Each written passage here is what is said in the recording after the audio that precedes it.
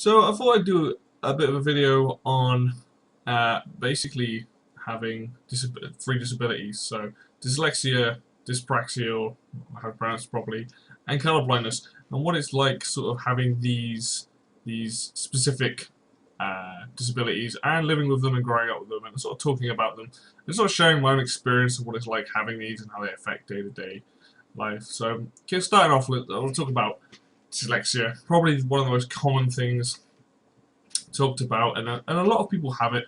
It's quite a common disability, and it affects it affects mainly spelling, writing, reading. Those are your main things, but it can have other effects on other things too.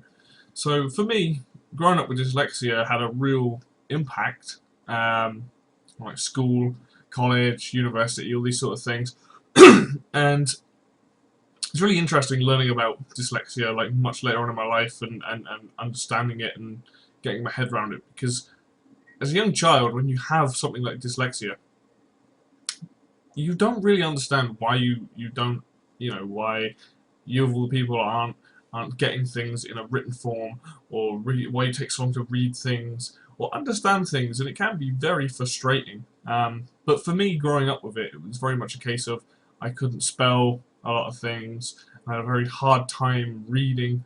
So, like, for example, there was one time, I remember this very clearly, where I was sat for about 10 to 20 minutes trying to spell the word think with an F, and just consistently writing F-I-N-K and crossing it out and doing it again and knowing that it wasn't right, but not being able to picture the right letters in my head until much later. And I was like, oh, it's TH, It was a very young age when that happened.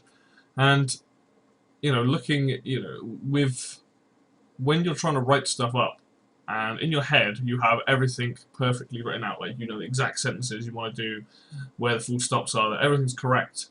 But when you actually come to write that, that's not what comes out. You're missing out words, you're missing out letters, your punctuation's all over the shop. And until people read it back and really explain to you, like, oh, I didn't realise that's what I'd written.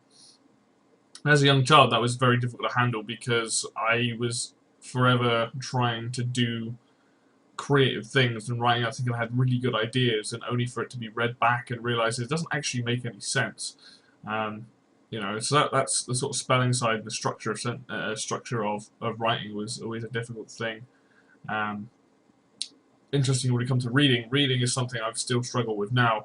Not reading passages, but actually taking in the information. Plenty of times where I will be reading a book, like I love sci-fi, I'll read a book and I have to read the same couple of paragraphs maybe 2-3 times, because I'm reading it, but it's not actually going in my head, and that is quite frustrating when you're really into something and you're like, you have to read multiple times, you lose your place very easily. So you're like reading this book going, I've read this like 3 or 4 times, but usually once you've realised you've done it 3 or 4 times, it sort of starts to sink in what you're reading. And that is also frustrating if you've got a time constraint, like you're trying to do an exam and you're trying to read questions. Like actually having to read questions, like I have to do it 2-3 times when I was doing those sort of things to make sure I understood exactly what was being asked of me. Otherwise, you've got something here where you're like, oh, I think I know what I'm doing, and then actually no, you come back to read the question and go, oh, balls, I've written all this stuff, but it's not actually relevant. So that was always quite a frustrating thing. And recently I found out there was a gentleman who had made a website that was based on what it was like for his friend who, when reading, felt like the words were jumping around. And this was a thing that I found popped up. And I actually went and looked at this website to see what it was about. And the way that it's designed is to make you think, like, sort of try and read like a dyslexic person, where you're looking at the words and the sort of letters are going back and forth and things like that, and and I personally don't suffer from the words jumping around like that. It's not, my dyslexia doesn't seem to be that side of things, but it's very interesting reading it and looking at this website and going, oh, that's interesting, because this person's obviously, they can read, but they really have to focus on what they're doing. Like, they can't read and watch them like some other people can do, multitasking like that. And that was really interesting. But like for me, what I found very similar is that a lot of the time I'll read something a certain way in my head, and that may not be the actual way that the word is pronounced or the name's pronounced. I read a lot of sci-fi, And a lot of the time I read the names and I stick with it. It's not until somebody else comes back and tells me what the actual word says do I realise, oh, I've been reading this name wrong all this time. Not that it matters, because in the context of a book, you know, you can read it however you want. You're getting the character across. But it's when someone talks to you, oh yeah, I really like this character in a book, and they say their name, and you're like, who? And then they explain it, and you're like, oh, okay, right, I see. And for me, that's a common occurrence. Reading a lot of stuff, you know, I definitely find that myself reading it how I interpret it in my head, but knowing a lot of the time that isn't the correct way to pronounce names and things. But you know, it's a minor thing. And also, something else with being dyslexic is, for me anyway, is sometimes reading stuff for about a month or 2 months where I've added an extra letter in or taken a letter out. So it could be the name of something, and I could have you know, read that name 20, 30, 40 times. But it might not be until the 50th time that I've read it, I've seen it, I go, oh, wait a minute, I'm not reading this, you know, I'm not reading what the name says, I'm putting in a letter so it says something else. Instead of saying like shark attack, it might say shack attack, which oddly enough is to do, you know, is something that when I used to work with in my old job, there was something that was called that, and I was adding the letter in because I just read it like that. That was just, my head was just like, that's correct. You know, it took me a month down the line before I actually realised that no, you're adding letters in. You know, this isn't actually what it says, and it's quite a nuisance to say the least. But you know, dyslexia is one of these things. I think, you know, a lot of people sort of know about it, they understand it. Most people aren't too ignorant towards it these days, and you know, kids, I think it is a massive struggle, and it does definitely affect my day-to-day life. Luckily now I'm better at typing and understanding words, but I think when it comes to reading and things, that's my least favourite way to do things, because of the reasons I've said, like things, you know, reading stuff a lot of the time. I much prefer to have a conversation and read things, or have people read things to me, because I feel like it goes in a lot easier and I understand it a lot better. Excuse me. And that's definitely something that shows, I think, when reading back for a lot of anything that I have written, old work from growing up and things. I definitely noticed that what's being said is not what I want always. You know, it's not always what I want up here to come out. It never comes out the same way, and that can be quite frustrating. But out of the three things I have, that's, even though it does sort of affect my day-to-day life, it's not huge, like a huge issue, but it definitely has an effect on certain things that I read, and can be a hindrance, but it's never too bad. The second thing that I have, and this might be quite common now, but I never really see much about it, and that is dyspraxia. Dyspraxia is interesting because I've done in the past, done a bit of reading into this, and again, never really understood what it was when I was a kid, but it definitely had an effect on a lot. It explains a lot anyway, looking back at why, you know, like why I was when I was in school and things. And basically, dyspraxia is what they've now called a developmental coordination disorder. So, from my understanding, what dyspraxia can affect is a few things. It's motor skills, it's memory, organisation skills, hand-eye coordination, a lot of things like that. Now, I don't know many people. I don't think I know anybody that has dyspraxia apart from me. I probably do know people, but I don't think they've ever said that they have it. And dyspraxia is quite interesting reading about, because it affects different things and it can affect learning, and it's a lot easier to spot in children than it is in adults, I believe. But it's never something you can get rid of. But you can learn to live with it, which, you know, luckily it doesn't affect me too much. But so basically, yeah, dyspraxia is something that can affect your day-to-day life, whether that be like looking after yourself, writing, typing, activities, dealing with other people, all sorts of things like that. You know, it can affect quite a few different things, but usually with someone who's got dyspraxia, it's not all of those things. It's usually one or the other. Now, me personally, because dyspraxia can affect things with memory, perception, organisation. Now, for me, my actual motor skills, I think, are pretty good. Like, over the years of doing things, I've always been relatively good with that sort of stuff. But memory and dealing with planning and sort of organisational skills, now that does have an effect. My memory is interesting because my long-term memory is really good. Like, I can remember some things from a very, very long time ago. But my short-term memory is not brilliant, and this is definitely something that can be worked on through repetition and skills and working like in a daily routine, and you can work on it. But I could be in the middle of doing a task at work, being asked to do some other things, and being like, yep, I'll get on it, and then just completely forgetting it like that. Whereas when I do things day in, day out, I remember stuff that I need to do from like, ages ago, and I start to build up a very good memory of what I need to do when I'm in there, things to do, like getting everything done in an order, stuff like that. So that side of it can be quite frustrating, but it's not too bad. You can work at it. Organizational skills, on the other hand, is very interesting to me because as somebody who, when I go to work and when I was at uni and all these things, I tried to be on top of what I was doing, tried to make sure I was on top of my work, and on, when I'm out and about, when I'm at work, make sure it's tidy and clean and everything's where it should be. However, when I'm at home, I find I'm very, very disorganized and things are a lot more messy. Now, I don't know why that is. I don't know what affects the differences. Maybe it's because I'm in a job and I know that. Maybe when I'm at home, I'm much more relaxed and I don't worry about it. But it's definitely something I find interesting because it's transferable skills, really, being able to go somewhere and do something and be tidy and whatnot, and then come home really should be the same way. The interesting thing is, like, certain parts of my things that are organized might be very messy to somebody, but they're also very organized to me. I know where things are.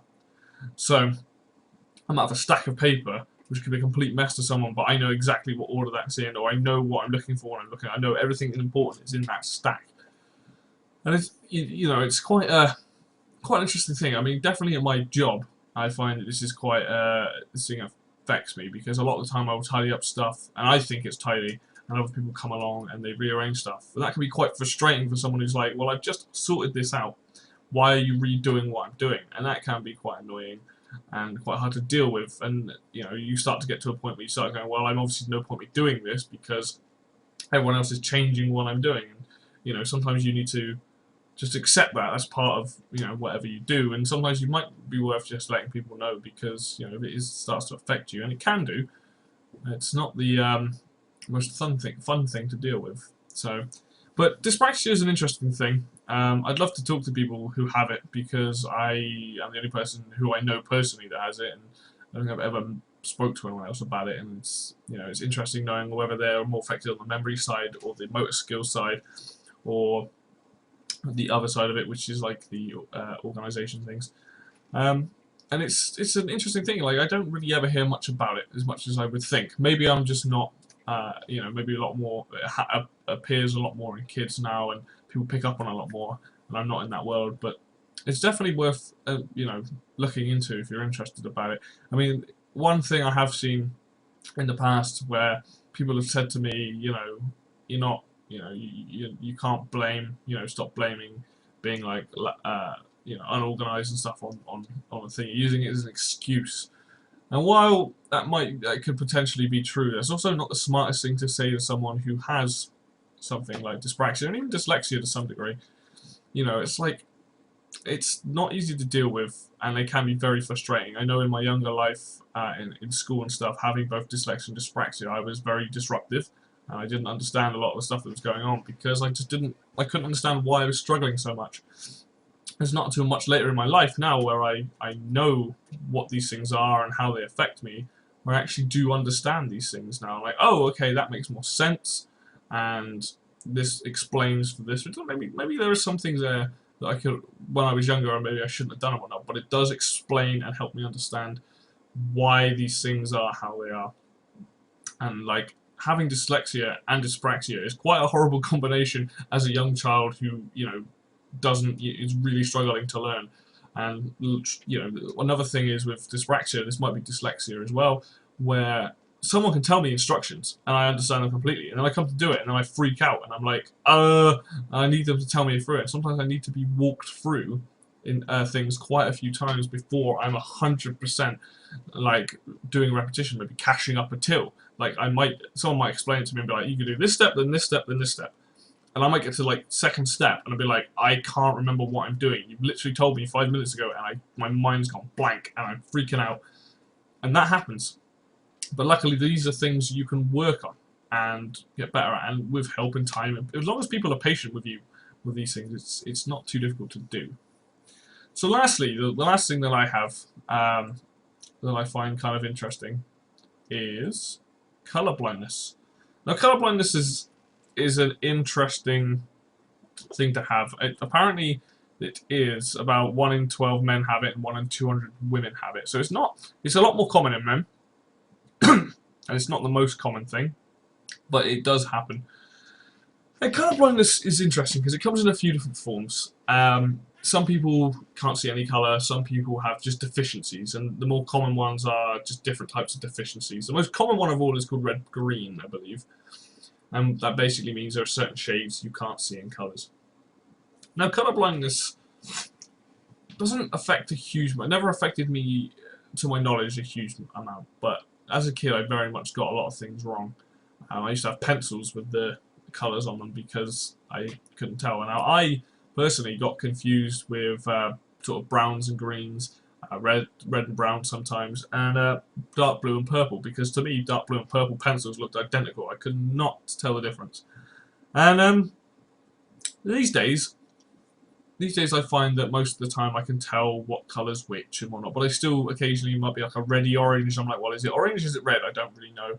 And there are a few other like colours like that where someone will say, oh, that's like yellow, and it might look more green to me, or vice versa. Now, I think, you know, growing up, as time's gone on, I've learnt to deal with it and, you know, figure out what colours most, you know, what's what. And the interesting thing is, more people that ask me when I tell them that I'm colourblind, they're like, oh, what's this, what's this, what's this, and I get it all right. And they're like, are you really colourblind?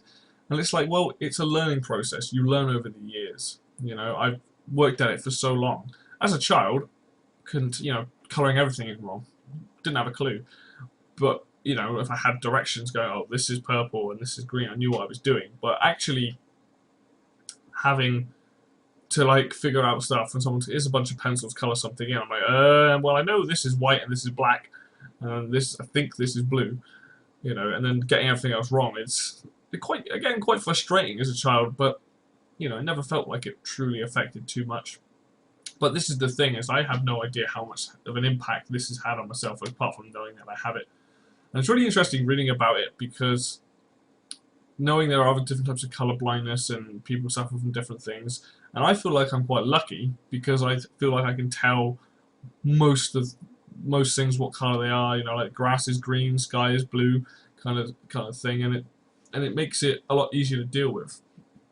In my life now, I feel like it's a very small thing. I never really write it down that I'm colourblind, because I feel like it doesn't have an effect. It's not like I'm driving on the road and then red, green, and the amber-coloured traffic lights are all back to front, because that would be dangerous.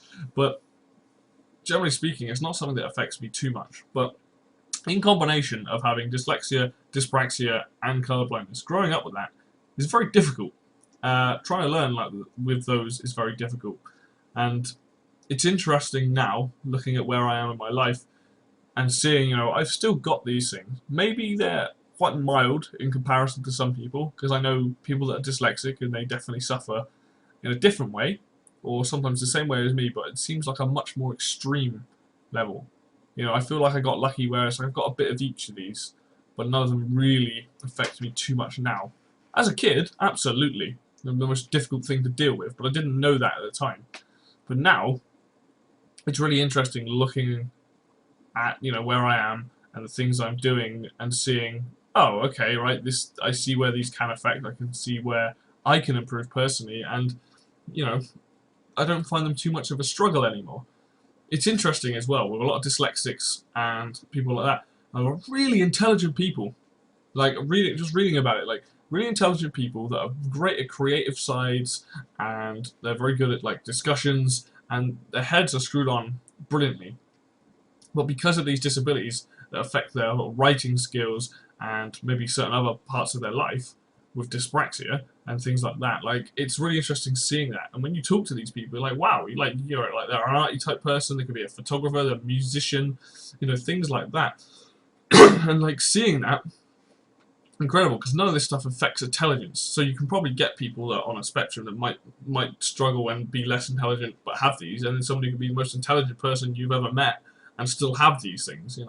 I find that completely fascinating. That on that level of what it actually affects and what it doesn't affect, and people's perceptions of it. Because for me, like talking to people with dyslexia and people with dyspraxia and even colorblindness, I don't know many people with that either. Like it's interesting getting their perspective on these things. And if you know people with it, go and talk to them because it's really interesting knowing sort of what their brain's going through and how they are and things like that. Like I find the whole thing absolutely fascinating. Anyway, I thought I'd just sort of share this with people, so give you sort of an insight of what it's like to have, these three disabilities. I'm probably unlucky at the fact that I have all three, but at the same time, they're not full on. They're not on the spectrum of being completely like life ruining. At least I don't think they are anyway. So hopefully you enjoyed this and you can kind of get some perspective on why I am more of a creative person than I am a writing person, but hopefully it gives you some insight and you find it interesting. Hopefully I'll do more videos in the future as well about interesting topics that people can enjoy. So hope you enjoyed it. I'll see you next time.